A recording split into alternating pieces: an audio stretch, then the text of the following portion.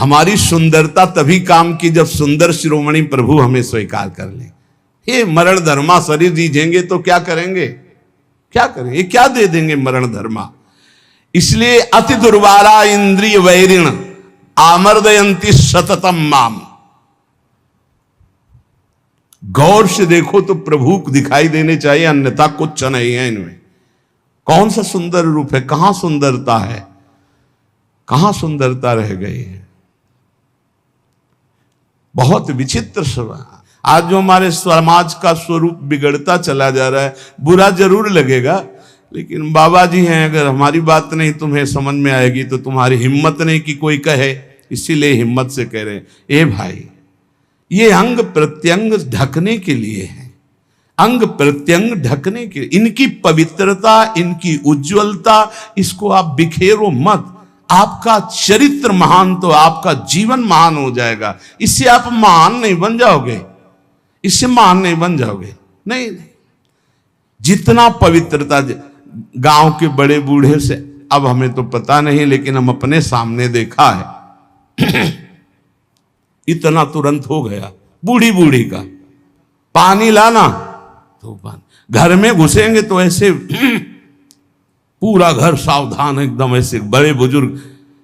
मर्यादाएं थी, पवित्रता थी, उसी का परिणाम राष्ट्र भक्त, भगवत भक्त, प्रेमी संतानें होती थी, चाहे बच्चा हो चाहे बच्ची हो, एक से एक उज्जवल कीर्ति वाले।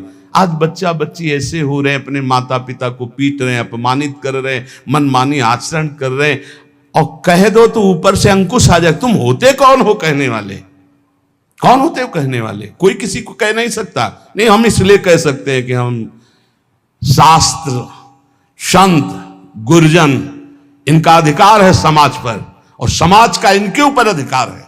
अगर हम गलत हैं तो पूरा समाज विरोध कर सकते हो, और अगर तुम गलत हो तो हम पूरे समाज का विरोध कर सकते हैं। धर्म के मार्ग का उपदेश करने वाला धर्मेश, जो धर्म गुरु पर बैठा हुआ या उपदेश करता, अगर गलत है तो पूरा समाज उसका विरोध करने का अधिकार रखती है, और अगर वो समाज को सुधारने के लिए तो पूरे समाज का विरोध करने का वो अधिकार रखता है। ऐसा नहीं कि 10,000 एक पक्ष में हो गलत मार्ग में, तो वो अकेला ब्रह्म ऋषि 10,000 का विरोध कर सकता है। धर्म शास्त्र ऐसा आदेश करता है।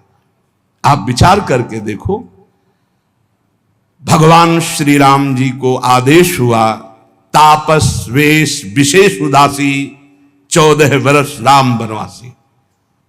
भगवान नंगे पैर सारी, लेकिन कैसी मर्यादा से सिया जी को, जहां नाव पे चढ़ाना है तो सीय चढ़ाई चढ़े रघुराई। आगे जानकी जो हर व्यवस्था, हर सोच, थोड़ी सी चूक जानकी जी की तरफ से लीला विस्तार के लिए लक्ष्मण जी को उपस्थित वचन दिला के गए थे कि एक क्षण के लिए जनक नंदिनी को अकेला मत छोड़ना, पर जानकी जी ने जाओ, राम जी संकट में, दोनों का काल के भी महाकाल का संकट कौन, माता आप ऐसे वचन मत बोलो। तो उनका, आप मुझे समझ में आ रहा है भगवान कोई लीला करना, ऐसे रेखा खींची और कहा मां इस रेखा को क्रॉस मत करना, इस रेखा को किसी की सामर्थ्य नहीं त्रिभुवन में कि क्रॉस करके आपको छू ले। लेकिन लक्ष्मण रेखा को पार हर समय। तो आप इन बातों पर ध्यान दीजिए। रामचरितमानस की कैसी पोशाक होनी चाहिए, कैसी व्यवस्था होनी चाहिए, कैसी चाल ढाल होनी चाहिए, हमारा जीवन कैसे मंगलमय हो सकता है। उस पवित्रता का ही प्रभाव था कि इतना त्रिभुवन को भयभीत कर देने वाला रावण जानकी जी के सामने नेत्र नहीं मिला सकता था, और अशोक वाटिका में जाके रखा, बार बार मनाता रहा, और जब उठाया था तो ऐसे नहीं उठाया था, सीता चरण बंदी सुख माना। हे जगत जननी, मैं जानता हूं यद्यपि मैं जो कृत्य कर रहा हूं अपने विनाश के लिए, अपने मंगल के लिए कर रहा हूं, पर मैं जानता हूं कि आप कौन हैं, इसलिए मेरा प्रणाम स्वीकार करें। और जब तक आप लंका नहीं पहुंचते तब तक हम असुरों का उद्धार होगा ही नहीं, इसलिए हम अपने उद्धार के लिए आपको ले जा रहे हैं। और ले जाकर के अशोक वाटिका में रखा था, ना कि जहां महल में और रानियां थी वहां भी रख सकता था, लेकिन नहीं, शुद्ध अशोक वाटिका में। और राक्षसियों का पहरा, और त्रिजटा जी को जानता था, वो कोई साधारण नहीं था। जिस समय खर और दूषण मारे गए, सूचना पहुंची, खरदूषण मारे गए। अच्छा, खरदूषण मूषम बलवंता मार सके को बिनु भगवंता, बिना भगवान के इनको कोई नहीं। भगवान आए तो भजन न होए तामस देहा, मैं राक्षसी स्वभाव का तामसिक वृत्ति का हूं, भजन तो होगा नहीं। अब कैसे इनसे, अब इनसे मन वचन कर्म से बैर करूंगा और बैर के द्वारा परम पद प्राप्त। और ऐसा दृढ़ निश्चयी कि जब गर्दन अंतिम में कटी तो कहा राम रन हतो पचारी, श्रद्धा से लई बैर से पुकारा, कहा राम रन हतो पचारी। जिस समय जनकपुर में यज्ञ हो रही थी, धनुष यज्ञ, सब पहुंचे थे, ये भी पहुंचा, बाणासुर भी आए हुए थे, कुछ मांगलिक गुरु चर्चा हुई, क्योंकि दोनों के गुरु एक ही हैं, भगवान शिव। कहा आप भी तो धनुष उठाने आए? बोले नहीं, इस धनुष उठाने में कौन सी बात है, जब 20 बार कैलाश सहित भगवान शिव और पार्वती को उठा लिया तो उनका ये धनुष है। मैं धनुष उठाने नहीं आया, मैं धनुष उठाने वाले को निमंत्रण देने आया हूं। बोले कौन है यहां धनुष उठाने वाला? बोले पहले भगवान श्री राम जब विश्वामित्र जी के साथ पधारे तो रावण ने दृष्टि मिलाई और कहा कि ये नेह निमंत्रण नहीं दे रहा हूं, ये बैर निमंत्रण दे रहा हूं। ये धनुष आप ही भंग करेंगे, सीता जी आपको ही मिलेंगे, लेकिन मैं सीता का अपहरण करूंगा और तुम्हें रुलाऊंगा, और तुमको ये जो टांगे हुए सारंग धनुष, इसी से निकले हुए बाणों से संपूर्ण लंका का उद्धार करना होगा। मैं यही कहने आया हूं। भगवान श्री राम से मानो इशारे में बात की और आरती की अजगौ की, और जनक से कहा इसका भंजन तो दूर रहा, इसको उठाऊंगा भी नहीं, ये मेरे गुरु का धनुष है। प्रणाम करके परिक्रमा करके दोनों चले गए थे। ये अतिरथी वीर बाणासुर और महान पराक्रमी रावण, ये ऐसे उठाए भी नहीं थे। ऐसा नहीं कि उठाने की चेष्टा की, नहीं, ऐसा नहीं, वंदना की, परिक्रमा की और चले गए थे। और भगवान राम को कहा था तुम्हें निमंत्रण देता हूं,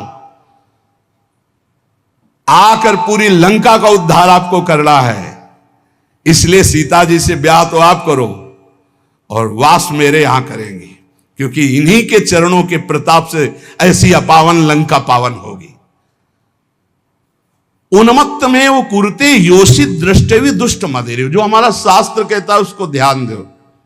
कभी किसी भी माता बहन से बात करनी हो तो चरणों में देखो, भगवान तो सर्वत्र विराजमान है। जिस समय भगवान ब्रह्मा जी ने सृष्टि रचना प्रारंभ की तो सनक सनंदन सनातन सनत कुमार प्रकट हुए, उनसे कहा सृष्टि रचो, बोले शब्द ही नहीं, ये शब्द ही नहीं, हमारी सृष्टि में ही नहीं, हमारे चिंतन में ही नहीं। हर समय समाधिस्थ हरिशरणम। फिर और ऋषि प्रकट किए, सब अपने स्वरूप में स्थित। तब फिर अपने शरीर के 2 भाग किए, एक में महाराज मनु और एक में शतरूपा।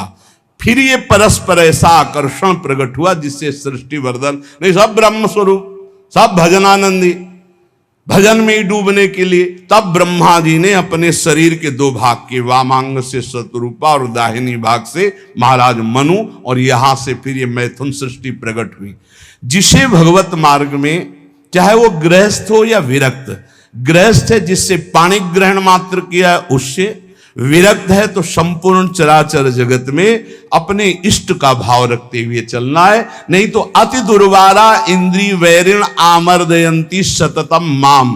देखो, जब अच्छा साधक कहीं गड़बड़ हो जाता है तो वो अपने जीवन को ही नष्ट कर देता है। ये अपने वृंदावन की बात है कि उधर पानी घाट की तरफ कोई साधक एकांतवास करता। अभी हमसे कल प्रश्न हुआ कि नए साधक को एकांतवास करना चाहिए या सत्संग साधु समागम, तो हम कहा नए साधक को सत्संग साधु समागम करते हुए थोड़ा समय एकांतवास करना चाहिए। जैसे आप यार है तो घंटे 2-4 घंटे 6 घंटे आपका एकांत में कमरे में भी, और हर समय आप घेरे के अंतर्गत हो। अकेले रहने में, वो भी साधक को साधन में एकांतवास बहुत सावधानी का करना है। मोबाइल तो बहुत ही घातक है, बहुत ही सहायक है। अगर मन चंचल हो रहा है, आप सत्संग लगा लो। मन चंचल को शांत कैसे करें, सैकड़ों सत्संग इस विषय के पड़े हुए हैं। अगर आप सावधान नहीं तो फिर मन चंचल होकर विषय सेवन में ले जाए। अब वो रोज मोबाइल का गलत प्रयोग देख रहे थे, उनको घृणा हुई अपने जीवन से और उन्होंने अपना जीवन शांत कर लिया यही वृंदावन में। क्या फायदा हुआ? जीवन शांत होने से क्या भगवत प्राप्ति हो गई? अगर सत्संग मिलता होता तो कम से कम इतनी हिम्मत तो हो जाती कि मोबाइल को ईंट से कुचल देते। अपने को क्यों शांत किया? अपने को तो आज सुधारा जा सकता है, अपने को तो बचाया जा सकता है विषय सेवन से। इसलिए बहुत सावधान, नहीं कभी आपका मन जो गलत मार्ग में शिक्षा दे रहा वही आपको नष्ट कर देगा। बहुत सावधान। कलिकाल है ऐसा, यंत्रों में एक क्षण में आप संसार की गलत बातें देख सकते हैं। वो बहुत बुद्धि को नाश करने वाला है, बहुत बुद्धि। छोटे छोटे बच्चे बताते हैं कि हमारी दुर्दशा इससे हो गई। इसलिए कंदर्प शविष विषखैर निरवधि मम दैह मानस्य। जब कोई किसी माता बहन की तरफ या विपरीत शरीर की तरफ देखता है तो कामदेव उसी समय विषिक अपने बाणों का संचार करता है।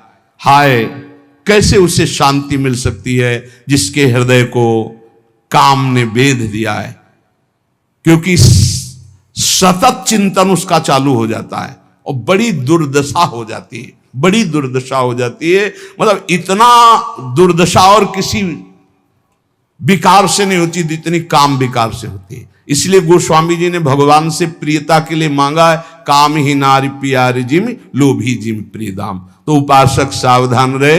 आज सत्संग में श्रीपाद प्रबोधानंद जी ने खास तौर से वृंदावन की बात बताई कि यहाँ ये नित्या निर्विकारा निरवधि गुणाहा प्रपंच से ऊपर उठा हुआ महापुरुष निष्प्रपंचाहा समस्त दोषों से रहित भगवत अनुराग से युक्त होकर प्रिया प्रीतम की दिव्य केली को देखता है। यहां कैसा भी दुष्ट स्वभाव का आ जाए उसे भगवत प्रेम मिलता है। पर उपासक को यहां रहते हुए ये सावधानी करनी कि वर्तमान में कभी हमारा कोई विपरीत संयोग, शरीरों का आकर्षण हमें नष्ट न कर दे, क्योंकि प्रिया प्रीतम की महान प्रेम भूमि है।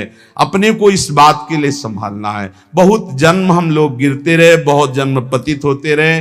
अब थोड़ी हिम्मत कर ले, भगवत मार्ग में थोड़ी हिम्मत से चल ले। 2 मिनट संतवाणी हम लेंगे, क्योंकि इसी प्रसंग से मिलते हुए वचन महापुरुषों के हैं। उपासक को सावधानी ये रखनी है कि जब तक तुम्हारे शरीर में बुढ़ापा नहीं आता, कोई असाध्य रोग नहीं हो जाता, तुम्हारी इंद्रियां बलवान हैं, तब तक तुम अपनी इंद्रियों को गलत आचरणों में मत उतारो और अपने कल्याण के लिए उपाय कर लो। नहीं बुढ़ापे में या असाध्य रोग में या इंद्रियां जब निर्बल हो जाएंगी तब तुम कुछ नहीं कर पाओगे। जो मनुष्य दूसरे प्राणियों के शरीरों की हिंसा करके या हिंसा करवा के या हिंसा का अनुमोदन करके अपने शरीर को पुष्ट करता है, जैसे पशुओं को लाके काट के फिर खाना, बोले हम काटते तो नहीं, दुकान से ले आते हैं। तो दूसरा, हम लाते भी नहीं है, मंगवा लेते हैं।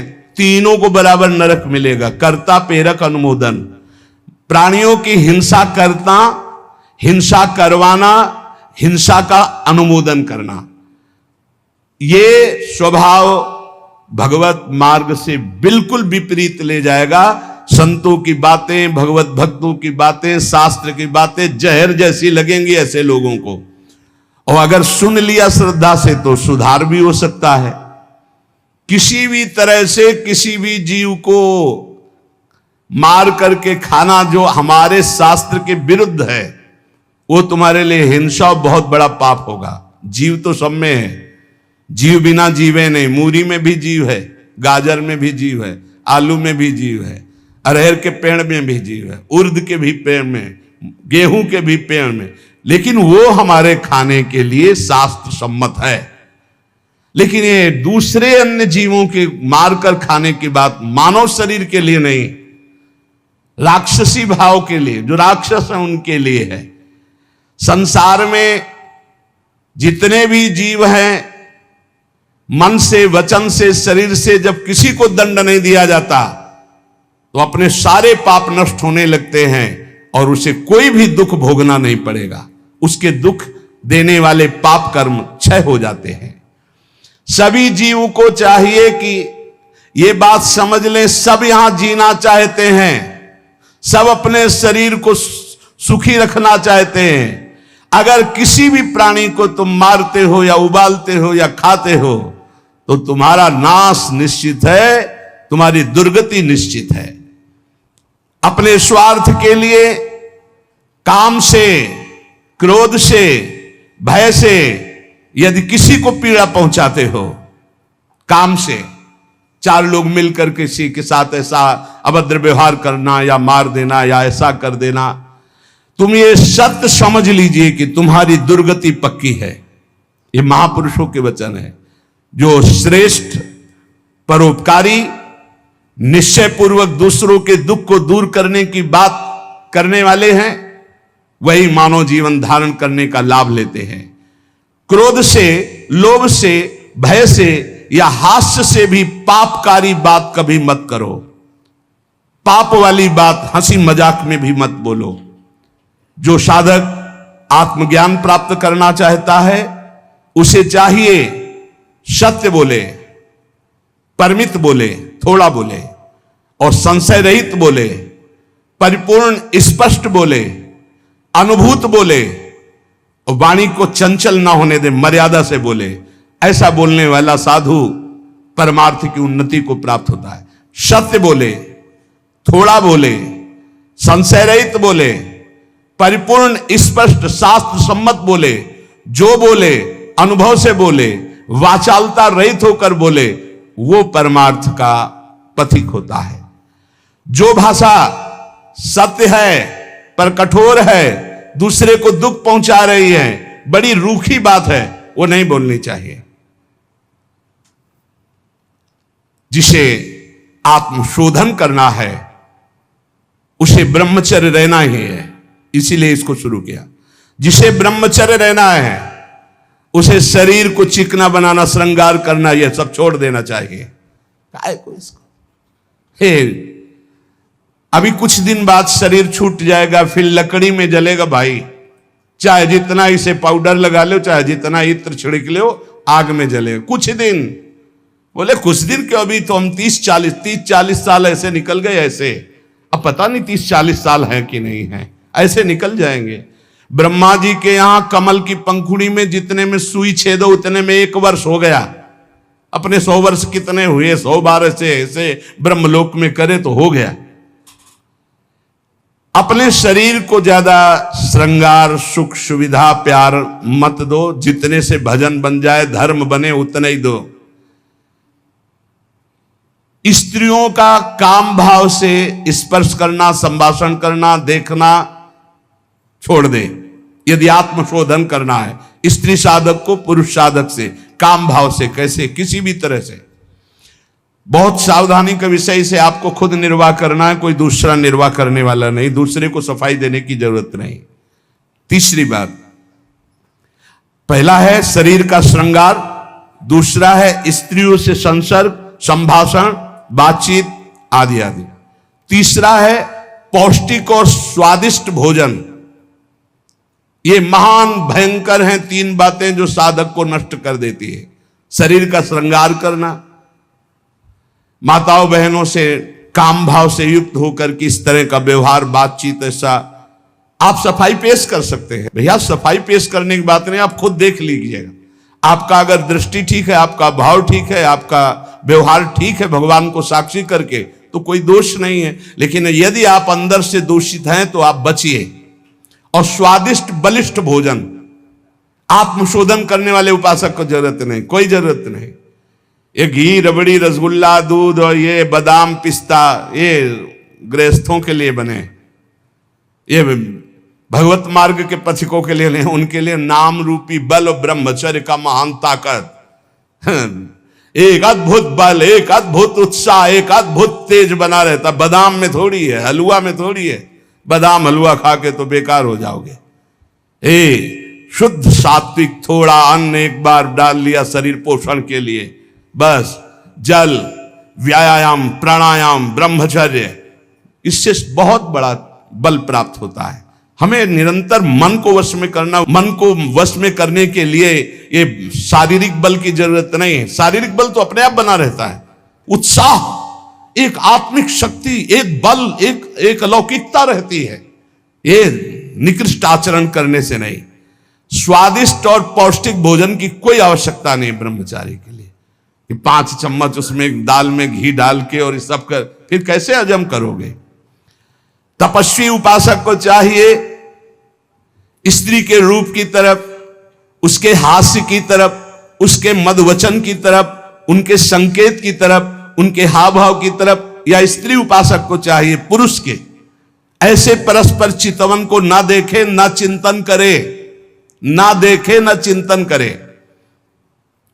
परस्पर विरोधी शरीर को राग पूर्वक देखना, उनके अंग प्रत्यंगों का चिंतन करना, उनकी बातें करना, ये ब्रह्मचर्य कदापि नहीं रह सकते जो ऐसे आचरण वाले लोग हैं। ब्रह्मचर्य व्रत में रत रहने वालों को अत्यंत सावधानी पूर्वक अपनी इंद्रियों को दर्शन, संभाषण, चिंतन से बचाना है। जो भिक्षुक ब्रह्मचर्य का आनंद प्राप्त करना चाहता है, उसको अच्छे अच्छे पदार्थों के स्वाद पाने वाली जिह्वा पर काबू करना होगा। हाँ, ये जवानी जो है ये व्यतीत होनी चाहिए तपस्या में, जलने में व्यतीत होनी चाहिए, तो बुढ़ापा में वर्षा हो जाएगी। गर्मी की बात वर्षा आती है ना, जलोगे तपोगे तो वर्षा हो जाएगी। अगर पहले ही भीजे भोगों में पड़े रहोगे तो बुढ़ापा में सड़ोगे। फिर ध्यान रखना, पक्की बात समझ लो। सड़ना जानते हो किसे कहते हैं? अगर ध्यान हो आपको हितधाम में, एक 70-75 वर्ष के वयोवृद्ध वेशधारी जो बोल रहे थे, तो हम दोबारा पुनरावृत्ति नहीं करेंगे बोलने की, वो बोल रहे थे, आप लोगों को ध्यान होगा कि महाराज बचा लीजिए, 75 साल का हूं, ऐसे से ऐसा ऐसा ऐसा। इसलिए ब्रह्मचर्यरत भिक्षुक को चाहिए किसी भी विपरीत शरीर से परिचय न ले, एकांत मिलन की बात ना हो, किसी भी तरह से अपने मन की कमजोरी सामने वाला ना जान पावे। ब्रह्मचर्यरत भिक्षुक को चाहिए कि वासनावर्धक, पुष्टिकारक भोजन, पेय, वार्ता, दृश्य, इनका परित्याग कर दे। जैसे बहुत ज्यादा ईंधन हो तो अग्नि उतनी ही ज्यादा बढ़ेगी, ऐसे जितना पौष्टिक आहार करोगे उतने काबाग्नि बढ़ेगी। शरीर का श्रृंगार, शरीर की शोभा, शरीर को सुख आराम देने की भावना वाला कभी ब्रह्मचारी नहीं हो सकता। बहुत सावधान। जब भगवत मार्ग में चले तो अंगूठी की जरूरत क्या है? जब भगवत मार्ग में चले हैं तो किसी भी तरह के आभूषण की जरूरत क्या है? भगवत मार्ग में चले तो कंघा की जरूरत क्या है? भगवत मार्ग में चले हैं तो चिकनाहट लगाने की जरूरत क्या है? सजाने की जरूरत क्या है? वैसे ही तेजों में सजे रहोगे। बहुत सावधानी की जरूरत है और व्यायाम अत्यंत आवश्यक है। यह नहीं कि हम बहुत सेवा करते, नहीं। अरे ब्रह्मचर्य को पचाने के लिए 1 घंटा व्यायाम की जरूरत है। दवा कोई वर्जिश से बेहतर नहीं, नुक्सा है कम खर्च, बाला नसेन शक्ति बढ़े, फुर्ती लहे, चोट न अधिक पिराए, अन्न पचे चंगा रहे, कसरत सदा सहाय। कम से कम 1500 दंड बैठक मारी, फिर 2, 4, 6 घंटे पद्मासन सिद्धासन में नस नाड़ी एकदम शुद्ध, तब वो ब्रह्मचर्य लगना चाहिए कि ब्रह्मचारी जा रहा है। ये पानी से शुद्ध हो जाओगे, पानी से केवल, जैसा घी लगता है ऐसा पानी लगेगा। प्राणवायु का संशोधन करके प्राणायाम कह नहीं रहा है, हफ्ता भर भोजन नहीं मिला, गंगा जल से काम चलता रहा है। जब कभी कहीं मिल गया तो फिर 30-35। हाँ, एक बार एक गंगा किनारे एक कुटी थी, तो राधे श्याम झोपड़ी थी, वयोवृद्ध संत निकले। आओ आओ, हम जानते हैं गंगा किनारे भ्रमण करने वालों की क्या दशा होती, क्योंकि गंगा किनारे रहे भूखे हो गए। हाँ महाराज, कई दिन से नहीं मिला? हो गए होंगे 8-10 दिन। बोले बैठो, कोई त्योहार था, गांव से गए, पूरी कचौड़ी मांग के लाए। आप सही मानो इतनी, वो पूरी लाके ऐसे रख दिए। 2-4 ऐसे सब्जी के टुकड़े होंगे भिक्षा में जैसे। हमें यह भी ध्यान नहीं रहा कि इनके लिए पूछे। पूरा राधे श्याम जब पा चुके गंगा जल, हम कहा महाराज आप, बोले हमें पता है, हम शाम के फिर ले आएंगे। बोले हमें पता है गंगा किनारे कैसे होते, क्योंकि फिर पता नहीं कई दिन में मिले और कई दिन बाद मिला था। और कभी गैस की गोली थोड़ी कि गैस में कुछ नहीं, गंगा जल। अच्छा, ऐसी स्थिति में रोज आसनों पे बैठना, रोज व्यायाम करना। अभी पता नहीं आजकल के नए बच्चे व्यायाम में क्यों नहीं लगते, प्राणायाम क्यों नहीं करते, क्यों संयम से नहीं चलना चाहते। को बोले समय नहीं है, समय आधा घंटा 1 घंटा तो व्यायाम होना चाहिए। ये व्यायाम जरूरी है, गृहस्थ हो या विरक्त, आधा घंटा व्यायाम। मोटरसाइकिल भी जब चलाते हैं ना लोग, तो पहले रेस में डालते हैं, नहीं एकदम धुआं धुआं करके रेस में, फिर वो एकदम गरम। जब तुम भी रेस में डालो, सुबह उठ के 2 बजे उठे, छत में चले गए 3 बजे तक दंड बैठक व्यायाम प्राणायाम करके एकदम फुर्सत पाए, सत्संग में ऐसे बैठे। ब्रह्मचारी मतलब आग, ब्रह्मचर्य मतलब आग, आप सच्ची समझो आग। पैर ऐसे पड़े जैसे आग में पैर पड़ते। आग में पैर कैसे पड़ते, ऐसे ब्रह्मचारी चलता है। क्या है, जैसे गिलहरी नहीं एकदम टिलटिलाती भागती है, ऐसे ब्रह्मचर्य का जीवन होता। पता नहीं तुम लोगों की बातें समझ में क्यों नहीं आ रही। हाँ, सच्ची बात कहते, ब्रह्मचर्य में खान पान वाली बात की नहीं कि रबड़ी रसगुल्ला हो तब चिकना, वो तो पेट चिकनाएगा, पेट चिकना मिलेगा एकदम। और ब्रह्मचारी के नेत्र होते हैं, नेत्र बोलते हैं, जैसे जंगली सिंह के नेत्र नहीं, ऐसे ब्रह्मचारी के नेत्र होते हैं। उसके नेत्र में एक पावर होता है, एक दबाव पक्ष होता है, वो जिस पर नेत्र डाले तो एक बार झुक जाए सामने वाले के नेत्र। ब्रह्मचर्य का ऐसा पावर, देवलोक सहित समस्त देवता उससे नित्य नमस्कार करते हैं जो ब्रह्मचारी होता है। जो भिक्षुक वीतराग शारीरिक और मानसिक ब्रह्मचर्य से परिपक्व, शारीरिक ब्रह्मचर्य और मानसिक ब्रह्मचर्य, मन और 5 ज्ञानेंद्रियों के द्वारा किसी भी विषय का धर्म विरुद्ध भोग नहीं, ये ब्रह्मचर्य धर्म है, ये ध्रुपद है, ये नित्य है, ये शाश्वत है। पूर्व काल में कितने महामुनि इससे सिद्ध हो गए, इसलिए वर्तमान में और भविष्य में भी जो शुद्ध ब्रह्मचर्य का पालन करेगा वो परम पद का अधिकारी होगा। हिंसा, झूठ, चोरी, मैथुन और परिग्रह और रात्रि का भोजन, जो इनको छोड़ देता है वही भिक्षुक सिद्ध होता है। फिर सुन लीजिए, हिंसा मन वचन कर्म से किसी भी जीव की नहीं, झूठ बिल्कुल नहीं बोलना, चोरी किसी की नहीं करना। चोरी का तात्पर्य है अगर किसी का खेत है, किसी की वस्तु है, किसी का अधिकार है, हम बिना पूछे नहीं छुएंगे। अगर वो दतून भी लेनी है और किसी के दरवाजे पे पेड़ है तो हमें इंतजार करना होगा।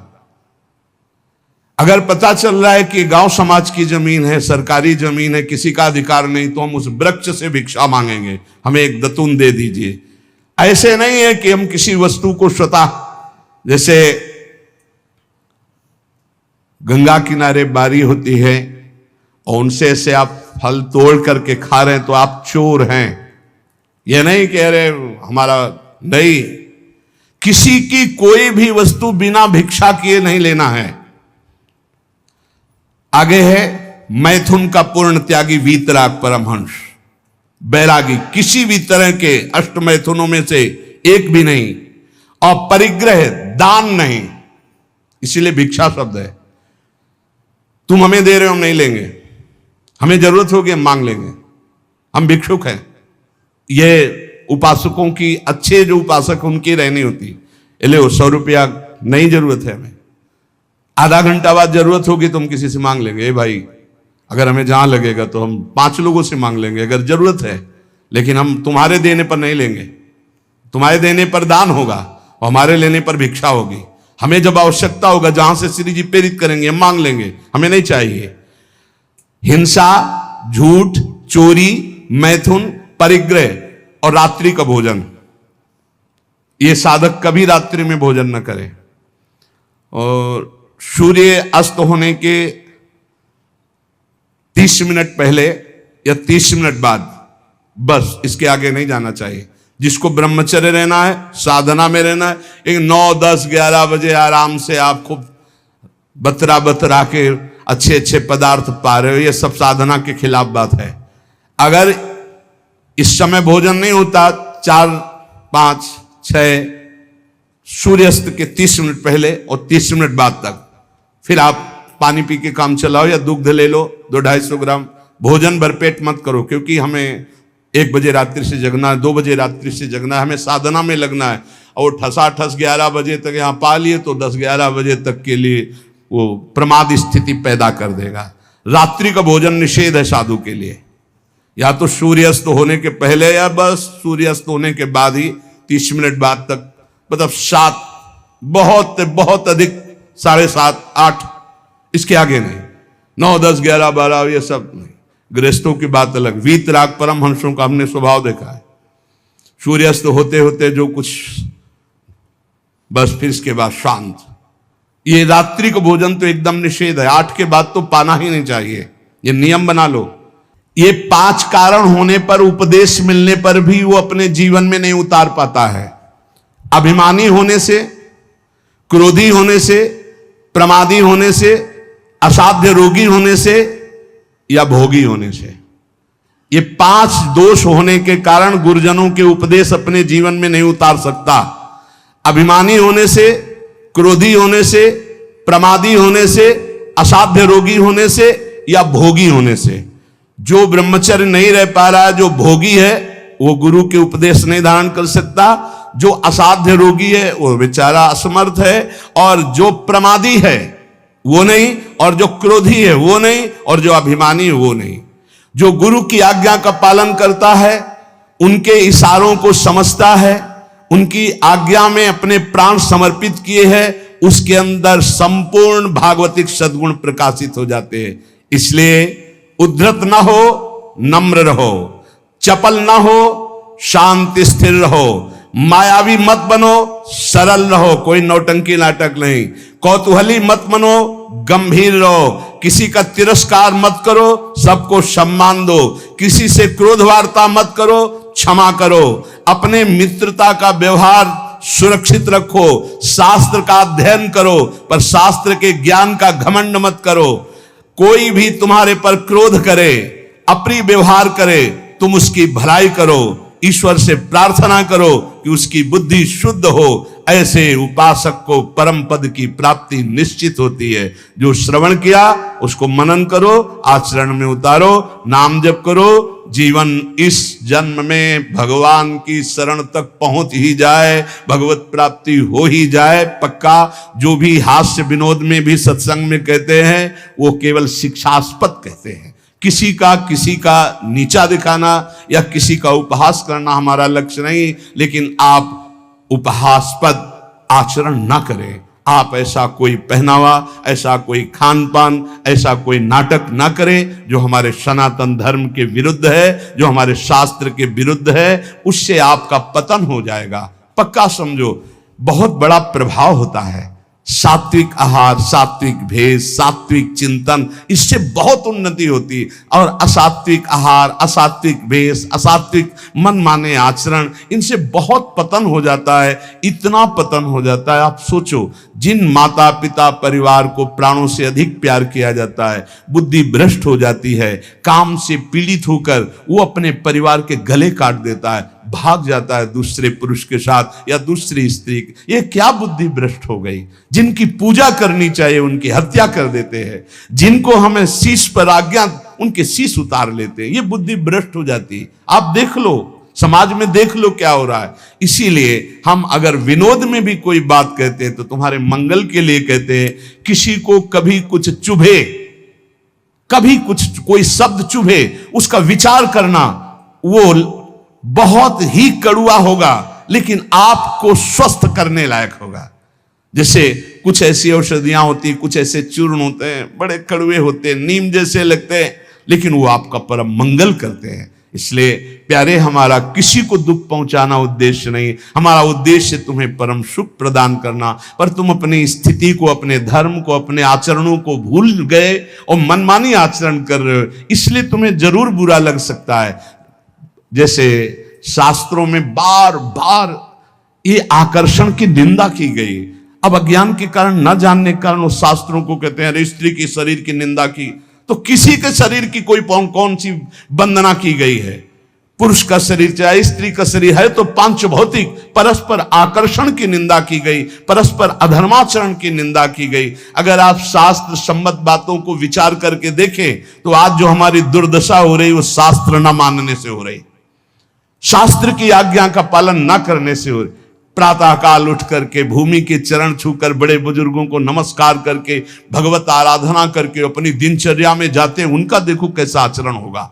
जो सुबह से ही उठे गंदे आचरणों का चिंतन, गंदी वार्ता, गंदी क्रियाएं, पशुता छा गई है। इसलिए प्यारे, आज किसी भी प्रलोभन से यदि हमारा मन लुभायमान होगा तो हम शास्त्र की सही बात तुम्हें नहीं बता पाएंगे। और अगर हमारा उद्देश्य आपको भगवत प्राप्ति कराना है, आपका मंगल कराना है, तो निर्भय होकर दहाड़ते हुए आपसे कहेंगे, और आप प्यार से सुन लेना। थोड़ा कड़ुआ लगेगा लेकिन आपको बहुत ठीक कर देगा। ये सुदर्शन चूर्ण है, बड़ा कड़ुआ होता है सुदर्शन चूर्ण, लेकिन जिसका बुखार ना उतरता हो, नियम से सुदर्शन चूर्ण पाए, उसका बुखार उतर जाएगा। ऐसे ये जो माया का बुखार है ना, सत्संग रूपी सुदर्शन चूर्ण पाओगे, ये उतर जाएगा। नाम जप करो, सत्संग में कभी बुरा मत मानना। साधु शास्त्र और गुरुजनों की बातें ये सदैव परमार्थ की उन्नति पर चढ़ाने वाली होती है। एक बार हृदय को सुनाना, ऐसा कि कड़ुआ सुन करके मुझे विचार हो कि मेरे जीवन में गंदगी क्या है और उसे दूर करना है, तो आपको अच्छा लगने लगेगा।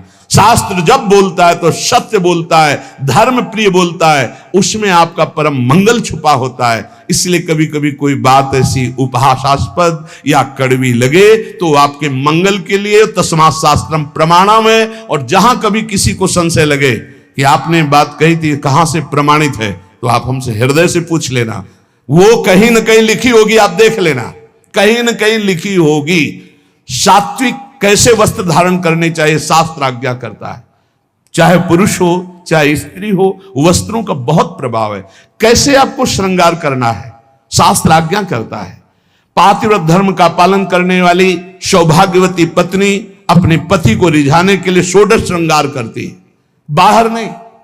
बाहर वो गंभीरता पूर्वक कुछ ऐसे सौभाग्य चिन्ह धारण करके सौम्य भाव में रहती है। ऐसे जो आदेश हुए उनसे हमारे धर्म की रक्षा होती है, उनसे हमारी मानसिकता पवित्र रहती है। लेकिन पातिव्रत धर्म, एक पत्नी व्रत धर्म जो शास्त्र आज्ञा करता है, या ब्रह्मचर्य व्रत धर्म अब ग्रंथों में लिखे रह रहे, कोई बिरला इन बातों को समझ रहा है नहीं। विदेशी आचरण हमारे देश में पधार रहे, ये जो धर्म स्थलियां हैं विदेशी भाव आ रहे। तो हमें लगता है सत्संग ही है एक जो तुम्हें डांट सकता है, सत्संग ही है एक जो तुम्हें झकझोर सकता है, सत्संग ही है जो तुम्हें गिरे हुए को शब्द के द्वारा उठा सकता है। आज गुरु कृपा से, श्री जी की कृपा से हजारों लोग इन्हीं कड़वी बातों को सुन सुनकर उठकर खड़े हो रहे हैं, अपने गंदे आचरणों का त्याग करके भगवत मार्ग में चल रहे। इसलिए सबसे प्रार्थना है, नाम जप करो। जो तुम्हें कड़ुआ लगे उसे बार बार मनन करो, वो तुम्हारे मन की गंदगी को दूर करके प्रियालाल से मिला देगा। विश्वास करो, प्रियालाल से मिले बिना ये मनुष्य जीवन बिल्कुल व्यर्थ जीवन है। फिर और योनियां देखो, ऐसी गर्मी हो रही है, पानी जगह जगह, छोटे छोटे सरोवर जो होते थे वो सूख चुके हैं, पानी की बड़ी अव्यवस्था है। सोचो उन पशु पक्षियों को जहां आसपास नदी नहीं है। पहले तो धर्मात्मा लोग छोटे छोटे ऐसे पानी की व्यवस्थाएं करते थे पशुओं के लिए। सैकड़ों जगह वृंदावन में ऐसी नादी बनी हुई थी जिनमें शीतल जल भरा होता था गौओं के लिए। एक जगह भी खोजना मुश्किल हो जाएगा। पशुओं के लिए, पक्षियों के लिए पानी की बड़ी व्यवस्था है। तुम तो मनुष्य हो, बिसलरी की बोतल खरीद लोगे, उनको कहां से है? विचार करके देखो। तो अगर हम अन्य योनियों में जाते हैं तो कितने भयानक दुख हमारे ऊपर होंगे। जंगलों में पानी सूख रहा है, पानी की कोई व्यवस्था नहीं। बहुत से ऐसे पशु पक्षी हैं जो चल करके जा करके नदी में पानी नहीं पी सकते, उनको वहीं नजदीक पानी चाहिए। कहाँ पानी की व्यवस्था है? पहले हमने देखा है इसी वृंदावन में बड़े बड़े ऐसे पात्रों में पानी भरा हुआ है पशु पक्षियों के लिए, और नादी बनी हुई बड़ी बड़ी, उनमें शीतल जल भरा हुआ गौओं के लिए। बड़ी उदारता रहती थी। 50 जगह लोग शीतल मट के लिए जल प्याऊ थे सबको पिलाने के लिए। सब धर्म धीरे धीरे ह्रास होता चला जा रहा है। इसलिए उठो, धर्म के मार्ग में चलो, दूसरों का हित करो, शरीर के सुख की ज्यादा चिंता मत करो। ये लकड़ी में रखकर जलाया जाएगा या गाड़ दिया जाएगा, इससे कमा लो तपस्या, ब्रह्मचर्य, संयम, नियम, नाम जप।